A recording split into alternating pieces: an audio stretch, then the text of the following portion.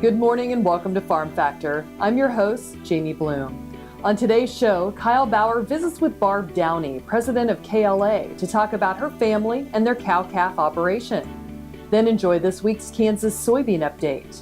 Next, Kyle Bauer talks with Ted McKinney, Undersecretary of Agriculture for Trade and Foreign Agricultural Affairs, to talk about new trade agreements and tariffs.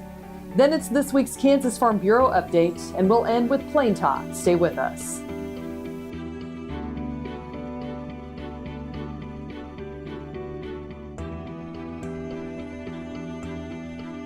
Closed captioning brought to you by Ag Promo Source. Together we grow. Learn more at agpromosource.com. This segment brought to you by Kansas Farm Bureau, the voice of agriculture. To join today or more information, go to kfb.org or find us on Facebook and Twitter. Welcome to Farm Factor. Up first, Kyle Bauer and Barb Downey talk about her family and the Downey Ranch. Hi, this is Kyle Bauer. I have the opportunity to visit with Barb Downey. She is the KLA president for 2019. Barb, let's talk just a little bit about your ranching operation, where it is, and what it consists of. My husband, Joe Carpenter, and I have a cow-calf operation in Wabunsee and Riley County, Kansas. We raise commercial Angus-based cattle and registered Angus seed stock, have an annual production sale where we sell bulls and bred heifers in November of each year. We try to take anything that is not seed stock or replacement heifers, and we finish beef through and deliver them through U.S. premium beef. Bring up U.S. premium beef. You've been a supporter of capturing value for the cow-calf person for a long time, and you do that on your ranch. Absolutely. That's been part of our long-range plan. Our business is a very cyclical one. Sometimes when cow-calf is not very profitable, packing will be, and that balance that being a part owner of U.S. premium beef brings to our operation has brought stability. It has brought access to fed cattle markets, and it's made our operation healthier and more focused on our end consumer. Talking again about your operation, your girls now have gotten through high school and are into, I guess, a transitional time in their careers and life. Transition is kind of something you want to work toward in your presidency. Right, and as you mentioned, our family has gone through a transition in the last couple of years. We lost my father, and then our daughters are coming out of college in the next couple of years, will enter the workforce, and then hopefully one has indicated that she would like to come back home to the operation. And I think that's sometimes something that those of us in production agriculture lose focus of. How do we transition a business from one generation to another that has the ability to stay profitable? Part of it is the estate planning and the tax planning, but that's only a small fraction of it. How do you transition an operation that is attractive to the next generation, that brings them in a way that the operation can manage and transitions leadership over to them successfully? And talk about transition. The organization seems to transition well. Membership is very strong in KLA right now. It is. We had near record for the last several years, record attendance. We are up to 5,600 plus members. This year, as NCBA affiliates, KLA members brought over $1 million to the NCBA efforts on behalf of all of us. These strong organizations are absolutely integral to us. We're out there in the field doing what we do best every day, and we ask of our organizations to carry the water for us in Topeka, in D.C., in the regulatory organizations, and watch our back. Visiting with Barb Downey. She is the 2019 KLA president. This is Kyle Bauer reporting. Back to you, Jamie. Thanks, Kyle. Folks, come back after these messages for this week's Kansas Soybean update.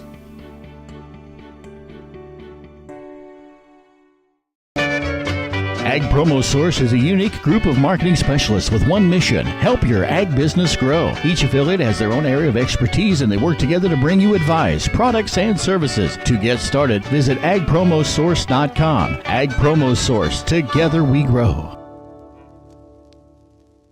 Kim Mandarin with Hardy Insurance. I'm here to help you with all of your farm and ranch needs. When it comes to protecting your operation and your family, you need a name you can trust at a price you can afford. Call me today or visit hardyaviationins.com. Valley Vet Supply is devoted to providing information and professional quality products at reasonable prices. ValleyVet.com, ValleyVet.com, Valley Vet Supply. Next time you see a beautiful field of corn, reach out and thank the farmers who work tirelessly to raise corn for livestock feed, renewable fuels, and exports to feed a growing world population. The farmers on the Kansas Corn Commission work for Kansas Corn with grower-funded checkoff dollars that support foreign and domestic market development, research, promotion, and education to expand opportunities for Kansas farmers. To learn more, visit kscorn.com. This segment is brought to you by the Kansas Soybean Commission. The Soybean Checkoff, progress powered by Kansas farmers. Welcome back to Farm Factor and the Kansas Soybean Update. This is the Kansas Soybean Update. It's brought to you by the Kansas Soybean Commission. The Soybean Checkoff, progress powered by Kansas farmers. Charles Atkinson joins us. He's a soybean producer from Great Bend and serves as the Kansas representative on the American Soybean Association Board of Directors. And Charles, as we turn the calendar to 2019, that means we're not far away from the upcoming Commodity Classic being held in Orlando. No, we're not, and we're really looking forward to this classic. It's actually going to be February 28th through March 2nd. And I want to encourage all of our producers, it doesn't matter what crop you raise, the Classic, you'll be certainly to raise your expectations on your farm. And there's also an early bird deadline, but it's coming up real quick. Yes, it is. That early bird deadline is coming up here January 10th. And just want to remind everybody that, you know, if you're a member of an association, it's only $190 and your spouse can come for $145. And when you look at the lineup that we have on education and the farm show that's taking place there, or the trade show, and the fact that you get to meet a lot of people and get to discuss what they're doing on their farm, it's just unbelievable the amount of knowledge that you can bring back that will help you with your farm as well. And now we got the Farm Bill passed. We've still got some big issues that we got to deal with as far as trade and reestablishing some old friends and opening some new markets. I know here in the soybean industry, we're still working on getting the biodiesel legislation passed so we can get those dollars back into our producers' pockets. Farm Bill was number one to get passed. Now we've got to focus on the other things that we're working towards. But the importance of that is to go up and talk with people like yourself who are on the board of directors or whichever state they're from, that soybean producer can make this voice known. Yes, exactly, because we'll be setting our policy. All of the commodities will be setting their policies up there at the Classic. And, you know, if you don't have a direct line, someone you can speak with, you can definitely speak to any of the directors that are up there. And also call your state directors and let them know some of your thoughts. And we'll definitely take that up to the Classic and get our policies established for the next year. The early registration deadline, once again, is January 10th, and they can go to the Commodity Classics website to get more information? That is correct. You can line up and take a look at you can get registered. You can see what educational sessions are going to be there. They do have some off-site tours that take place, and they got some discounted tickets, and there's a whole lot of things the guy can do. So it's not only just a chance to get away, but it's a chance to get away and visit with some people that are in the same industry that you are. That's commodityclassic.com is the website. That is Charles Atkinson, a producer from Great Bend, serves as the Kansas representative on the American Soybean Association Board of Directors, who joins us on the Kansas Soybean Update. It's brought to you by the Kansas Soybean Commission. The Soybean Checkoff, progress powered by Kansas farmers. Learn more at kansassoybeans.org. For Kansas Soybeans, I'm Greg Akagi. Hope you enjoyed this week's Kansas Soybean Update. Stay with us after the break for more as Kyle Bauer visits with Ted McKinney. What if sustainability were synonymous with U.S. soy? If energy efficiency, water quality, and soil health help define U.S. soy's value, that future is here, the time is now. To meet end-user demands, the Soybean Checkoff is committing to sustainability that's achievable, worthwhile, and enduring. A message from the Kansas Soybean Commission, the Soybean Checkoff, progress powered by Kansas farmers. All over the country, more and more communities are making the change to biodiesel made from U.S. soybean oil. And the decision continues, improving the health and welfare for millions of Americans while adding billions to our national economy. Sure Crop Fertilizers was started by my father, Don Sherman, and my mother, Shirley Sherman. Family business has started in the 80s. We predominantly focus on plant nutrients and what we can do to give growers better responses with the fertilizer dollars that they do, and what we can do to make those things work better for the grower. We're based out of Seneca, Kansas. We work with growers in their soil analysis to figure out what they need, and then we can put those in a blend that gives them the best results, and so that we can deliver that direct to their farm so that they have those nutrients where they need them, when they need them, and so that they can apply them in a manner that's very efficient to them and works well in their planting systems and what they're doing.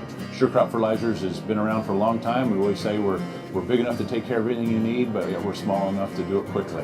You can get a hold of us at 1-800-635-4743. Our website is surecropfertilizers.com, and you can always email me at Corey@surecropfertilizers.com, and with any questions you have, we're glad to answer it and work with you.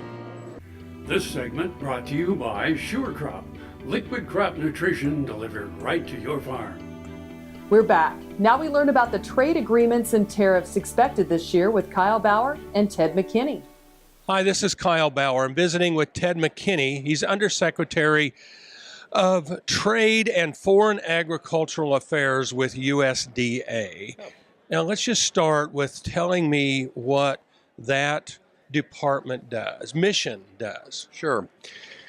Well, it's a new area. I am fortunate to be the first undersecretary dedicated solely to the Trade and Foreign Ag Affairs area. So the easiest way to describe it is the well-known Foreign Agricultural Service is one of our largest areas. By far, it's the largest.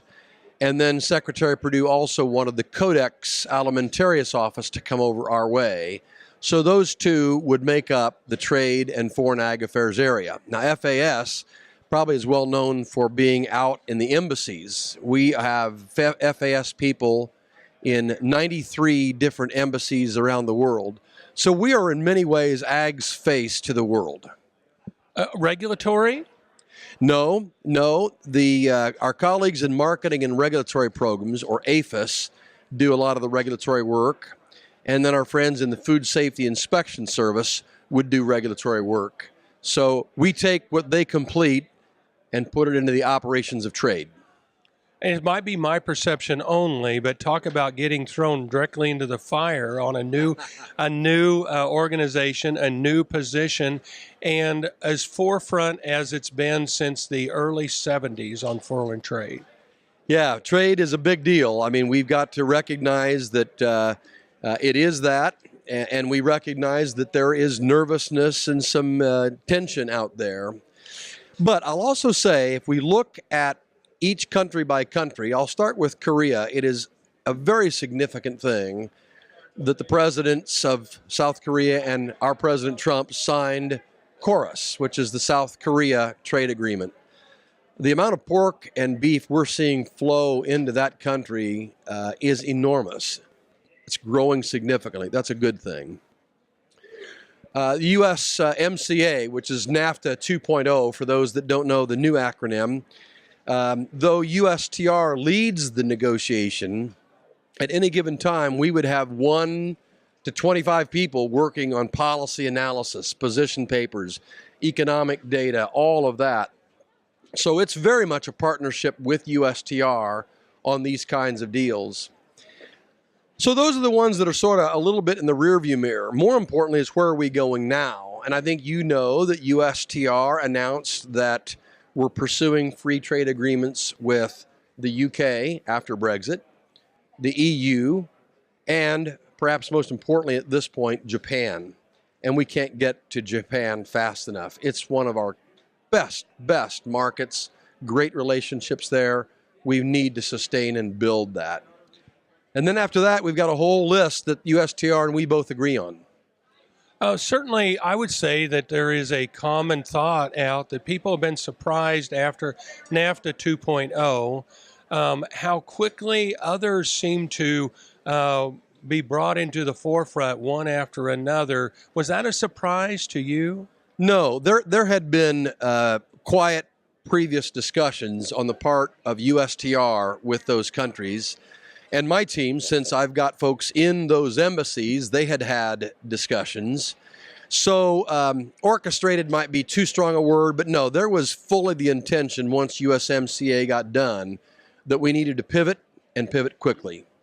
I'm surprised when I talk to non-farm people, actually, and farm people, how the general population isn't aware how high the tariffs are on ag products into other countries. Do you find that as well?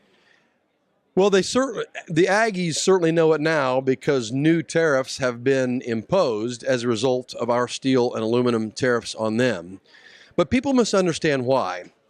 The world, particularly China, was just continuing to ramp up production. At a time when you've got a glut, most market forces would say, stop producing, sell what you have.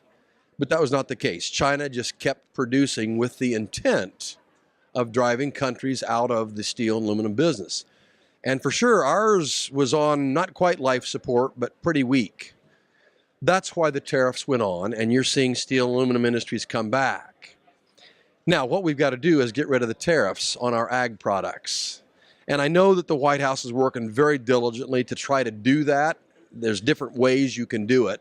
But we really hope that the tariffs can come off of our ag products by those countries where there was a steel or aluminum tariff imposed. We've just got to get those off. We're visiting with Ted McKinney. He is with the USDA Trade and Foreign Ag Affairs Mission Program. This is Kyle Bauer reporting. Back to you, Jamie. Thanks, Kyle. Come back after the break for this week's Kansas Farm Bureau update. Hello, I'm Dr. Frank Lyons from Kansas Regenerative Medicine Center here in Manhattan, Kansas. Daryl was one of our patients that we did about 7 months ago. I dug trees by hand for years and years and years. In the process, I wore out my rotator cuff. But when I learned about this process, I thought if there's a way to get rid of this pain, then I want to do it. So we did it, and it worked. I'm not going to go out and take trees with a shovel anymore, but I can do the things that I want to do now. Well, it's been very gratifying to help people with their painful joints and other entities. And it's been especially gratifying to be able to help people who I know and have worked with and known for many years. The Kansas Wheat Innovation Center in Manhattan is rediscovering ways to get improved varieties and new genetics in the hands of farmers faster. Grower-led and checkoff-funded research initiatives are bringing about positive change. This grassroots leadership provides a strong voice in Topeka and Washington, D.C. Now is the time to partner with Kansas Wheat in moving wheat forward. Kansas Wheat Commission and Kansas Association of Wheat Growers. Farmers investing in their future and yours. Log on to rediscoverwheat.org. This segment brought to you by Kansas Farm Bureau, the voice of agriculture. To join today or more information, go to kfb.org or find us on Facebook and Twitter. Today on our Kansas Farm Bureau update, meet the Glenn family, one of 10 families honored to be named a Kansas Farm Bureau Farm Family of the Year. Roger and Tony Glenn operate a fifth-generation farm in Finney County. With their son Skylar, they own and operate more than 4,500 acres of dry land crops. Roger is also the head operator of a farrow-to-finish hog operation, in which he and Tony own 14 sows. The hogs are raised for harvest or sold to local 4-H and FFA members to show. Roger is currently Vice President of Finney County Farm Bureau and has served on KFB's Swine Advisory Committee for years. Tony and Roger enjoy participating in their community through Farm Bureau by helping with the Finney County Farm Bureau pedal pull and speaking at Ag in the classroom events. Tony and Roger are active in the Prairie View Church of the Brethren. Tony has volunteered for more than 20 years with the local 4-H program, serving on the Extension Board and as a club leader. Roger serves on the High School Agriculture Advisory Committee and in the local FFA Alumni Chapter. Roger says he sees a future relationship between farmers and consumers growing to where consumers believe they can trust those who produce their food. Roger says Kansas Farm Bureau is continually working to fulfill this vision for agriculture. Stay with us. We'll be back after the break with Plain Talk. KFRM is one of the largest farm radio stations in the nation, dedicated to informing and entertaining rural listeners from northern Oklahoma to southwestern Nebraska. You can catch KFRM in many ways. Of course, 550 on the AM dial, streaming at kfrm.com, or on your smartphone by going to the TuneIn Radio app, or on Ag AM in Kansas on Tuesdays and Facebook every day of the week. KFRM, tune us in. You'll be glad you did. Tarwater Farm and Home is a 40-year-old local family-owned business. Clothing for work and play, seeds and feeds, boots, toys for the kids, and tools you'll need for around the house and farm. And a service department to keep them in top running order. It's a big store, so take some time to see what they have for your farm and home. Tarwater's everyday pricing is like others' sale prices. When you need it, they've got it. Tarwater Farm and Home, 4107 North Topeka Boulevard. This segment brought to you by Kansas Corn. Learn more at kscorn.com. Welcome back. Now let's see what Kyle and Dwayne are up to on Plain Talk. Hi, this is Kyle Bauer with Plain Talk, with the man who thought that many places the doghouse is better than the rest of the property, Dwayne Taves. Your fact or fiction question today, Antarctica. Yes. The only continent without reptiles. Fact or fiction? Well, now that would make sense. I'm going through the other continents in my mind. I could reel them off if you like. That's okay. We don't have time. Reptiles. But there is part of Antarctica that gets warm enough to melt snow, but a reptile has to be above 50 degrees to function, don't they? I'm going to go with fact. It is a fact. Not only do they not have reptiles, they don't have snakes either in Antarctica. Snakes are not reptiles. Evidently not. They're both cold-blooded. Yes. What's the difference between a snake and a reptile? That wasn't part of my question, sir. Let me tell you a little story that I had a big aha. One day I went to a snake pit. You ever been to a snake pit? No, you know, on purpose. The tourist, yeah, exactly. It was a tourist thing along the road. Oh, yeah. Sign, big billboards, black out big the sky. Sign. Stop here. Stop here. See the snakes. Yeah, exactly. So I went in, and I'd driven by it 100 times. I went in and gave him my $5. And there was a enclosed area that had, I would guess it was 10, 12 feet across, and it had a half a dozen rattlesnakes in it. Not just snakes, but poisonous ones to boot. They were rattlesnakes. They were all rattlesnakes. And one of the rattlesnakes was all coiled up there, and sitting right on top of him was a little white mouse just sleeping right there on top of him. Sure he was sleeping. No, he was. He was just, it's like, this is a nice place to sit. And it's like, and I asked the guy, I said, so how long's that mouse been in there? And he said, I don't know, 7-8 days, something like that. Really? And I said, so they don't eat him? And he goes, not till they get hungry. Uh-huh. And I thought, there's a real life lesson there, Dwayne. As long as the rattlesnakes around you do not get hungry, it's okay to hang out with them. Yeah, keep them fed. Yeah, but the second they get hungry, it ain't a good place to be. Might be a bad deal. Yeah, I thought, real life lesson there, and I've shared that with all of my kids. I don't know if they took it to heart or not, but... they don't listen to me most of the time. I was going to say, I hope you didn't. Maybe you had to explain more than you wanted to. About what a rattlesnake was? Yeah. I had to explain to you what a snake pit was. Yeah. Well, I thought maybe you were out there on the prairie and you come across an old hand-dug well that had been abandoned and it was full of snakes. I have heard those stories many times. I don't doubt that they are true, but I have never...